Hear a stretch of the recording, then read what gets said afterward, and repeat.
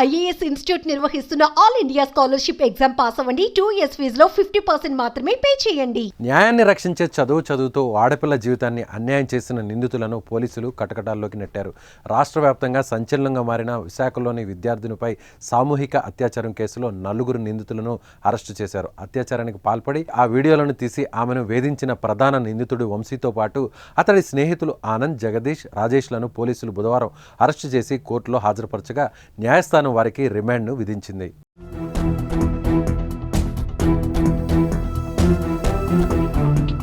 Visakha zone 2 ప్రాంతానికి చెందిన లా విద్యార్థిని తనతో పాటు చదువుతున్న మరో వ్యక్తిని ప్రేమించింది. పెళ్లి కూడా చేసుకోవాలని వీరు నిర్ణయించారు. ఈ క్రమంలో వారిద్దరూ శారీరకంగా ఒక్కటయ్యారు. గత ఆగస్టు 10న ఆమెను కొమ్మలాకొండకు తీసుకెళ్లాడు.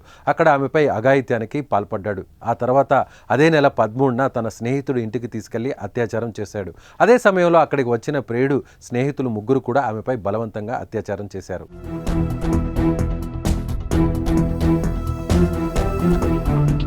ప్రియుడే దగ్గరుండి అతని ఫ్రెండ్స్తో మూకమ్ముడిగా అత్యాచారం చేయించాడు. విషయం బయటకు తెలిస్తే కుటుంబం పరువు పోతుందని భావించిన ఆ యువతి మౌనంగా ఉండిపోయింది.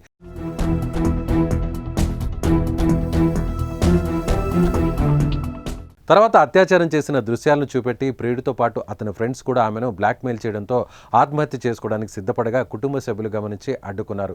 జరిగిన విషయం వారికి చెప్పడంతో పోలీసులను ఆశ్రయించారు. కేసు నమోదు చేసిన పోలీసులు ఈ కేసును తీవ్రంగా పరిగణించి విచారణ చేపట్టి 4 నిందితులను అరెస్టు చేశారు. వారిలో మరో నిందితుడు వరుణ్ మోటార్స్లో క్యాషియర్గా పనిచేస్తున్నట్లు గుర్తించారు. ఈ ఘటనపై హోంమంత్రి వంగలపూడి అనిత విశాఖ సిపితో ఫోన్లో మాట్లాడి వివరాలు అడిగి తెలుసుకున్నారు. నిందితులను కఠినంగా శిక్షించాలని ఆదేశించారు.